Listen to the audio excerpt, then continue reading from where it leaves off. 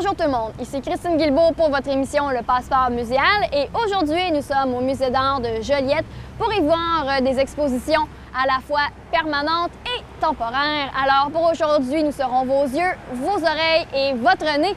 Alors venez avec moi, nous allons tout de suite rencontrer deux invités. Alors j'ai avec moi Annie Gauthier qui est directrice générale du Musée d'art de Joliette. Bonjour. Bonjour. Vous allez bien? Oui, merci. Alors, j'aimerais savoir d'abord qui a fondé le musée? Le musée, c'est le père Wilfrid Corbeil, qui était un clerc de Saint-Viateur. Donc, disons que l'origine du musée, c'est dans les années 40, avec la galerie de peinture du séminaire de Joliette. Et ensuite, l'incorporation du musée en 67 et la création du bâtiment ici, presque tel qu'on le connaît en 75. Et puis, donc, est-ce que vous savez pourquoi ils ont décidé de construire un musée ici ou est-ce que je sais qu'il y avait beaucoup d'œuvres, par exemple? Oui. Mais en fait, le musée a été construit pour abriter une collection qui était à ce moment-là chez les clercs de Saint-Viateur. Donc, à partir du moment où les clercs ont voulu professionnaliser leur collection et leur galerie, ils ont mis sur pied le musée et il y a eu un dépôt de la collection à partir des clercs vers le nouveau musée.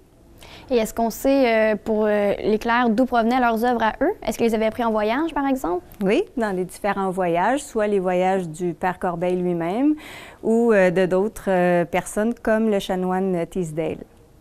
Et j'imagine qu'un musée comme ça, c'est quand même assez important dans une municipalité. Est-ce que ça apporte, par exemple, je pense à l'apport touristique, l'apport économique, est-ce que ça a changé beaucoup de choses, par exemple, pour la municipalité? Oui, mais en fait, quand il y a eu la mise sur pied du musée, c'était un apport financier qui était important pour la région, pour Joliette, mais aussi pour la région de la Naudière. Donc, c'était vraiment important et ça ouvre, en fait, sur la communauté. Ça donne une nouvelle accessibilité aux œuvres. Puis, dans le fond, donc, la majorité, ça vient des clercs de Saint-Viateur, donc j'imagine que c'est des originaux pour la plupart? Ah, mais tous les tous les objets de la collection, on en a aujourd'hui plus de 8000 objets dans la collection. Et ce n'est que des œuvres originales qui sont en fait le patrimoine finalement de Joliette, de la Naudière, du musée, accessible à tous les citoyens. Puis, est-ce qu'il y a des artistes locaux qui exposent ici? Oui. Il y en a différents dans notre collection. On continue aussi à les exposer, même dans les expositions temporaires. Donc, Marie-Claude Landry pourra vous en parler plus longuement après. Mais dans notre collection, il y a des artistes locaux. Et il y en a une exposition qui s'en vient à partir du 28 septembre, le groupe des 15, qui représente des artistes de la région. Et puis, avant donc qu'on passe à Mme Landry, quels sont les événements à venir pour le musée dans les prochains mois? Qu'est-ce que les gens peuvent s'attendre à voir dans les prochains mois? Bien, en fait, depuis un an, on a eu un accord de principe par le ministère de la Culture et des Communications du Québec de 10 millions. Donc, il y a une mise aux normes qui est nécessaire ici au musée.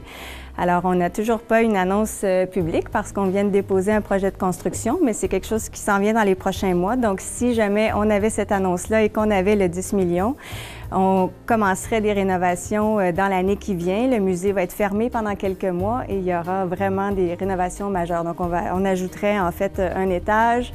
On va augmenter l'espace de réserve, donc pour continuer à collectionner et continuer à réaliser notre mandat.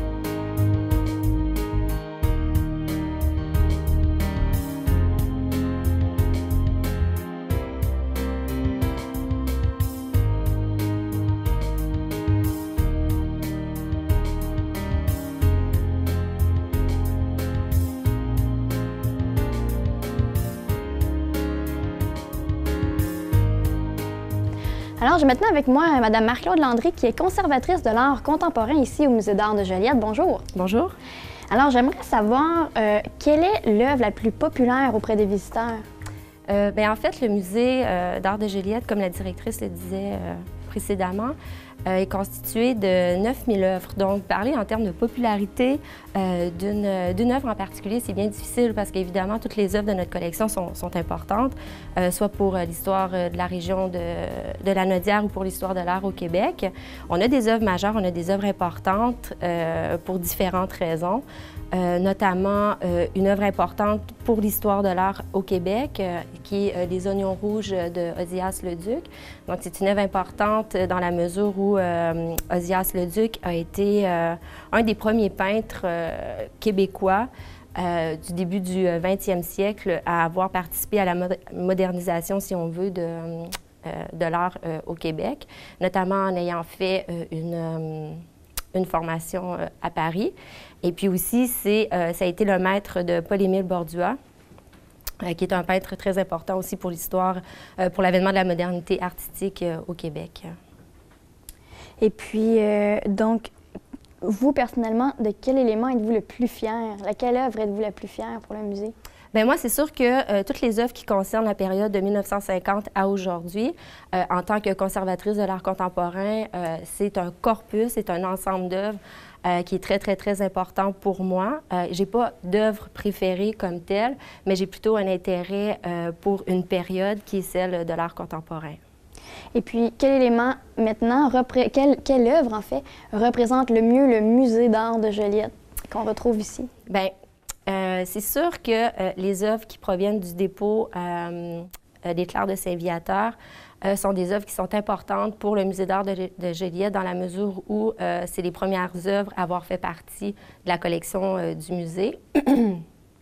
Il y a une œuvre aussi, il y a une œuvre de Paul-Émile Bordua qui s'appelle Les raisins verts, qui est une œuvre importante pour la collection du musée, pour le Musée d'art de Joliette, parce que cette œuvre-là a été acquise en 1941 par le père Wilfrid Corbeil. Il a présenté cette œuvre-là dans une exposition présentée chez les Clercs de Saint-Viateur. Et c'est une exposition quand même assez d'avant-garde, dans la mesure où c'était des œuvres d'art contemporain. À l'époque. Donc, il y avait Alfred Pelland, Paul-Émile Bordua, entre autres, qui faisaient partie de cette exposition-là et qui représentent aussi toute la vision du père Corbeil par rapport à l'art puis au rôle que l'art pouvait avoir dans la société, considérant que Paul-Émile Bordua est le chef de file du Refus de Lebal, qui était un mouvement très important au Québec et qui était à la tête du manifeste du Refus de Lebal, qui a été signé en 1948 et diffusé en 1948. On peut considérer que le père Corbeil avait été quand même assez avant-gardiste puisqu'il présentait une de ses œuvres en 1941, ici même à Joliette. Et puis, de quelle partie maintenant du musée? Non l'œuvre, mais la partie générale. Physique? Oui, physique. Oui, c'est sûr que la collection, la réserve, en fait, c'est la partie, je dirais que c'est le cœur du musée, c'est l'âme du musée, c'est ce qui donne, c'est la raison d'être d'un musée, c'est le lieu où on héberge toutes les œuvres de notre collection. Est-ce que c'est est-ce que l'endroit où se retrouvent les œuvres des pères Viateur, par exemple, cet endroit-là est où? Donc, ça se trouve à être au sous-sol. Alors, c'est comme une espèce de grand entrepôt avec des porte-tableaux, des porte-dessins. Et puis, c'est là qu'on met toutes nos œuvres, dont le dépôt des Clercs de Saint-Viateur, oui. Puis, c'est au sous-sol. OK. Puis, est-ce qu'il y a des artistes locaux qui exposent ici? Oui. Dans l'histoire du musée, il y a toujours eu des artistes de la région de Lanaudière qui ont fait partie de nos expositions avec les différentes directions. Donc, c'est sûr qu'on a eu des projets qui s'appelaient la jeune relève de Lanaudière, je crois, au début des années 90, où à chaque année ou à chaque 2 ans, il y avait des expositions consacrées aux artistes d'ici. Nous, dans notre collection, on a des œuvres aussi d'artistes lanaudois. Il y a des artistes très importants qui viennent de la région ou qui se sont implantés dans la région ici, qui font partie de la collection. Je pense notamment à Pierre Ayotte, je pense à Ivanoé Forcier, je pense à Jérôme Fortin, qui est un artiste en art actuel, qui a une très belle reconnaissance sur la scène canadienne et internationale. Il y a José Fafard, il y a Hélène Blondin, il y a beaucoup d'artistes qui sont importants pour le musée et puis pour l'histoire au Québec. Ouais. Est-ce que, je sais, bon, le cégep est juste à côté. Je sais qu'il y a un deck, justement, en art. Oui. Est-ce que, parfois, les étudiants viennent exposer de leurs œuvres? Est-ce qu'il y a une place pour... Oui, tout à fait. En fait, on a une entente avec le musée et puis à chaque année, on présente une exposition des finissants en art plastique. Donc, c'est une exposition qui dure une semaine. Les étudiants bénéficient de tous les privilèges de participer à une exposition au musée. C'est-à-dire qu'ils ont des cartels, ils ont un texte de salle, ils vont travailler avec les techniciens du musée. Et puis, donc c'est un lieu de professionnalisation aussi, puis c'est sûr que le musée est content de s'associer au cégep pour pouvoir présenter ces jeunes artistes en devenir. Ouais. C'est une belle opportunité pour eux aussi. Ben oui, tout à fait. Oui, c'est un échange réciproque. Oui. Puis, donc, en terminant, j'aimerais savoir quels sont les événements à venir pour les prochains mois. Enfin, en quoi les gens peuvent s'attendre en venant ici dans les prochains mois?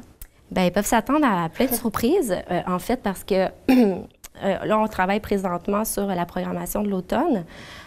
Donc, on a 3 expositions majeures, 3 expositions très différentes aussi. On a une exposition qui s'inscrit dans le lancement de la politique culturelle de la MRC de Dautré, qui s'appelle le Groupe des 15. Donc, c'est une exposition qui a été commissariée par Marie-Julie Asselin. Alors, le concept de l'exposition, c'est 15 artistes de la région, en fait de la MRC de Dautré, qui ont été invités à produire une œuvre inusitée à partir du paysage de la MRC de Dautré. Donc, on va recevoir cette exposition-là, nous, à la fin du mois de septembre. Donc, ça va être dans la salle au 2e étage. On a aussi une exposition qui s'appelle MSM. Donc, c'est une exposition qui vient de Montréal. Et puis, ça présente 3 artistes. Molinari, Guido Molinari, qui est un peintre québécois. Andrea Sala, qui est un artiste italien de la première moitié du 20e siècle, avec un autre artiste italien qui s'appelle... j'ai dit Andrea Sala? Oui. En fait, c'est Munari. Et puis, il y a Andrea Sala, qui est un artiste contemporain italien. Donc, c'est un mélange de ces 3 productions-là. Et puis, on a aussi une exposition avec Milutin Gubash, qui est un artiste d'origine serbe, canadien, qui s'appelle Les Faux-Semblants. Donc, c'est une exposition qui est une exposition de mi-carrière qui va mettre en scène les œuvres de sa production des 10 dernières années et qui est une exposition multiforme avec plein de médiums. Donc, il y a de la peinture, il y a des installations, il y a de la photographie. Donc, c'est assez diversifié. Puis, j'ai juste une dernière question, en fait, oui. qui vient de me venir en tête. Pour les expositions qui ne sont pas permanentes, ça oui. vous prend, je pense, par exemple, à l'exposition qui est en bas, qui est faite à partir de cire d'abeille. Oui, Penelope Stewart. Ça vous prend combien de temps, en fait, placer ces choses-là? C'est long, quand même. Oui, ça, c'est un type d'installation particulière qui s'inscrit dans l'art contemporain. Ça s'appelle des installations in situ, donc c'est des installations sur le site. Alors, l'artiste a été présente pendant une dizaine de jours avec notre équipe, accompagnée de notre équipe technique, plus 2 assistants qu'elle avait avec elle. Donc, ça a été à peu près une dizaine de jours à coller les tuiles de cire sur les murs de la salle, mais surtout d'adapter les tuiles de cire à l'architecture, en fait, de la salle, parce que ce type d'installation-là va changer d'un lieu à l'autre. Donc, c'est pour ça que c'est vraiment une œuvre sur le site. Ouais. Ici, je travaille en français. On travaille le revers maintenant. Moi, je travaille en français. Au Québec, on travaille en français. Un message d'Impératif français. Samedi matin à 9h30, nos téléspectateurs sont invités au Super Bingo télévisé diffusé depuis nos studios de Berthierville. Depuis maintenant plus de 15 ans, plusieurs adeptes de la télévision régionale se sont partagés un montant de 500 $ disponible chaque semaine lors de cette joute de bingo télévisé. 2 animateurs bénévoles et 4 vérificateurs se succèdent à la caméra de CTRB dans le but de vous faire passer une petite heure agréable et payante le samedi matin. On peut se procurer des cartes de jeu chez les dépositaires autorisés participants à Berthierville. le marché Maneille, rue Sainte-Geneviève, face à l'église. Le dépanneur Formule 1, rue Notre-Dame. Le marché IGA Extra sur l'avenue Jules Villeneuve. L'Auto-Québec au coin sur la place du marché. Le pavillon Berthier, rue Sainte-Foy. Le marché Métro, rue Notre-Dame. La pharmacie Brunet, rue Frontenac. Et à Saint-Ignace de Loyola, le marché Aldo, rang Saint-Michel. Le dépanneur, le magasin SO, 212B, chemin La Traverse. C'est un rendez-vous tous les samedis matins à 9h30 sur les ondes de CTRB, votre télévision régionale et communautaire. Mégane, elle aime vraiment l'école parce qu'elle se lève, elle est contente, elle a le sourire. Quand elle était toute petite, elle a eu la méningite. Elle a été obligée d'être amputée des 2 jambes, des 9 doigts. Mégane, elle se débrouille très bien à l'école. Ouais. Puis, elle est très déterminée. Des amputés de guerre, leur but, c'est que les enfants qu'ils soient capables d'être vraiment autonomes dans la vie. Mégane elle est vraiment indépendante. Elle veut faire toutes ces choses. Ils sont vraiment là pour l'aider. Moi, j'aime bouger!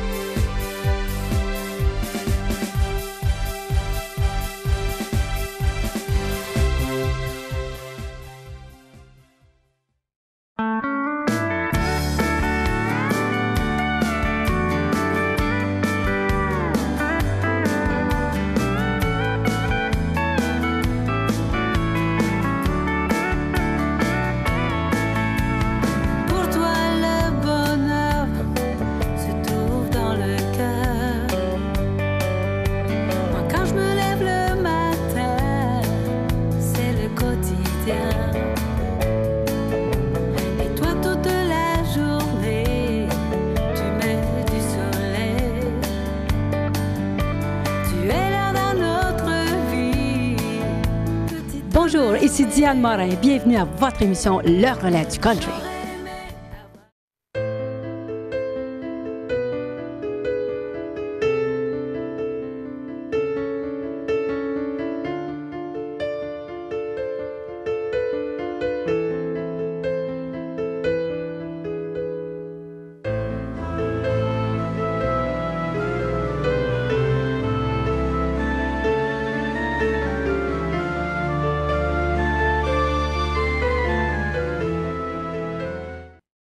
Bonjour, je suis Ruth Hélène Brosseau et vous écoutez CTRB, votre télévision communautaire. Alors, le musée ne présente pas seulement des œuvres, en fait, il en fait. Oui. Alors, on est dans la pièce, c'est la pièce éducative, en fait. Oui, ici, c'est notre salle éducative. C'est ici qu'on fait tous nos ateliers qui sont en marge des expositions, mais en lien avec les expositions. Donc, c'est toujours des activités qui sont thématiques, qui sont offertes à différents publics. Qui sont offertes soit à des publics de jeunes, d'étudiants. Donc, pendant l'année scolaire, en fait, on reçoit des groupes scolaires ici, des fois jusqu'à 90 enfants à la fois. Donc, il y a des activités spécifiques, il y a des visites en atelier, il y a des visites, dans les expositions. Puis ensuite, quand on arrive dans l'atelier, on fait une activité en lien. Mais les jeunes sont aussi reçus à l'extérieur du calendrier scolaire, comme par exemple avec les camps de jour. Donc, le musée, cet été, avait une association avec la Ville de Joliette. On avait des camps de jour ici qui étaient sur une thématique particulière des arts. On a des projets, comme ici, un projet d'art postal qui est en lien avec notre exposition collage en ce moment. On a aussi ici d'autres exemples. Donc, les activités, il y a des conférences qui ne sont pas ici dans cette salle éducative, mais toutes sortes d'autres, en fait, propositions pour le visiteur. Et donc, les jeunes, est-ce que c'est les jeunes qui ont fait les cartes postales? Les jeunes et les moins jeunes. En fait, c'est tous les publics. Pour la question du projet d'art postal, ça a été fait à partir d'un blog. Donc, l'idée, c'est vraiment de faire un collage à partir de l'idée de la carte postale. Donc là, c'est la créativité de la personne qui décide de l'envoyer, puis c'est posté ici au musée. Quand on la reçoit, on l'expose. Puis les enfants, dans le fond, eux, ils font quoi un peu comme Est-ce que ça change? Est-ce que ça varie souvent? Ou... Oui, bien, en fait, toutes les activités touchent différents médiums. Donc là, c'est certain que comme on a une exposition collage, il y avait l'idée du collage, mais il y a aussi de l'encre, il y a de la sculpture sur savon. On a un exemple ici. Il y a de la peinture, il y a toutes les différentes techniques, en fait, de l'art en général qui sont explorées dans des ateliers de courte durée. Et puis, donc, c'est pour les enfants à partir de quel âge? Ah, aussi jeune que 6 ans. OK. Et jusqu'à 100 ans. Pourquoi pas? C'est ouvert à tout le monde, vraiment sans restriction. Oui. Donc ici, on a un exemple d'activité éducative qu'on fait avec les enfants. Donc à partir d'une exposition qui est présentement en présentation dans une salle temporaire de l'artiste Penelope Stewart, où elle a sculpté des blocs de cire. Les enfants sont appelés à visiter l'exposition, à toucher sur le mur l'exposition. C'est aussi une expérience olfactive, étant donné que c'est de la cire d'abeille, donc c'est très présent dans une salle qui est fermée. Donc, quand ils reviennent ici dans l'atelier, les moniteurs ont imaginé une activité qui pouvait mettre en scène finalement l'installation in situ.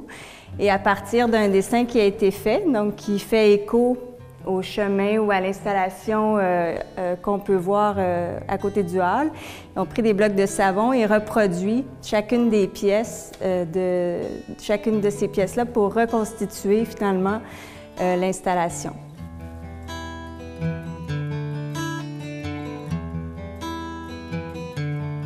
Alors, nous sommes ici devant l'œuvre, même quasiment dedans, l'œuvre de Penelope Stewart. Oui, exactement. Donc, c'est une œuvre qui s'appelle Appian Screen. Alors, Penelope Stewart, c'est une artiste torontoise qui s'intéresse à la notion d'utopie. Ici, l'œuvre est composée de tuiles de cire qu'elle a modelées à partir de moules. Donc, l'œuvre est composée de près de 8000 tuiles de cire. Donc, c'est naturel, c'est un environnement immersif, dans le sens que lorsqu'on entre dans l'œuvre, l'odeur est sollicitée, la vue et le toucher également. L'odeur parce que la cire d'abeille a une odeur parfumée, mielleuse, qui est naturelle, qu'on peut expérimenter. On le sent bien. On le sent bien. Le toucher parce que c'est la beauté de la chose aussi qui arrive souvent en fait en art contemporain, en art actuel, c'est qu'on peut toucher les tuiles de cire, donc l'artiste l'a permis. Et puis les yeux, évidemment, parce que c'est très visuel. Donc, comme je le disais précédemment, c'est une œuvre in situ, c'est une œuvre sur le site qui a été conçue spécialement pour cette salle ici, qui s'appelle la salle 5 Projet. Exceptionnellement, c'est une œuvre qui est présentée sur 2 programmations. Alors, en fait, ce qui est représenté sur les parois des murs à travers les tuiles de cire, c'est des plans de villes, disons, très utopiques. Ce n'est pas des villes qui existent pour de vrai, mais on peut s'imaginer à vol d'oiseau surplombant une ville, et puis on peut imaginer une cité imaginaire, en fait. Et puis ça fait référence à des architectes importants au 20e siècle, dont Le Corbusier et Mies van der Rohe. Donc, voilà. Et puis j'ai une question, en fait. Bon, vous l'avez dit, ça a été placé, en fait, pour la place ici, pour l'environnement, mais dans le fond, est-ce qu'elle fait refondre la cire à chaque fois, puis ou ça c'était déjà fait, le juste recoller? Comment ça fonctionne? La manière dont ça fonctionne, c'est nous, quand on a reçu l'œuvre ici, en fait, les tuiles étaient évidemment démontées, donc c'était des tuiles individuelles qu'on a reçues dans des grands bacs de plastique. On avait à peu près une trentaine de boîtes de plastique qui accueillaient les tuiles. Et donc, l'artiste les a posées une à une. Et puis, qu'est-ce qui va arriver lors du démontage? C'est qu'on va décoller les tuiles. Évidemment, il y a des bris, il y a des œuvres, il y a des tuiles qui peuvent casser et tout. Mais la manière dont l'artiste a fonctionné, c'est qu'elle a numéroté toutes les tuiles derrière. Et puis, elle a un plan, en fait, des dessins qu'elle veut reproduire, donc de l'organisation des tuiles d'un lieu à l'autre.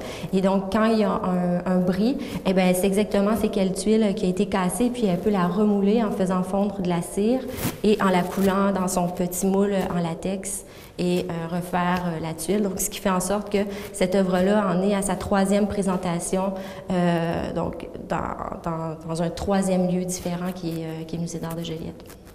Alors, on invite bien sûr les gens à venir voir et sentir cette œuvre. Oui, c'est ça, parce qu'ici, c'est vraiment une expérience multisensorielle. Oui, en fait, on entre dans la pièce et puis pas besoin d'avoir de connaissances en art, pas besoin d'avoir de connaissances en histoire. On fait juste se laisser emporter par l'expérience olfactive, visuelle et physique, en fait, de l'œuvre. Nous sommes donc maintenant devant la boutique du musée. Qu'est-ce que les gens peuvent s'attendre à se procurer ou à voir en venant à la boutique? En fait, la boutique est présentement dans le hall, donc on la voit en arrivant. Il y a différents produits, autant des publications qui peuvent donner une idée des expositions qui ont déjà eu lieu au musée, qui donnent aussi une idée de la collection du musée, et aussi différents objets d'artisans de la région.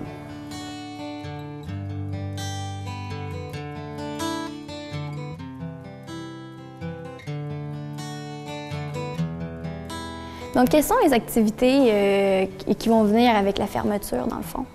En fait, pendant la fermeture, malgré que le musée sera fermé à tous les visiteurs, pendant plusieurs mois, on veut continuer d'être actif. Donc, on fait déjà, quand le musée est ouvert, des circulations d'exposition, c'est-à-dire des collaborations avec d'autres lieux de diffusion ou d'autres institutions muséales.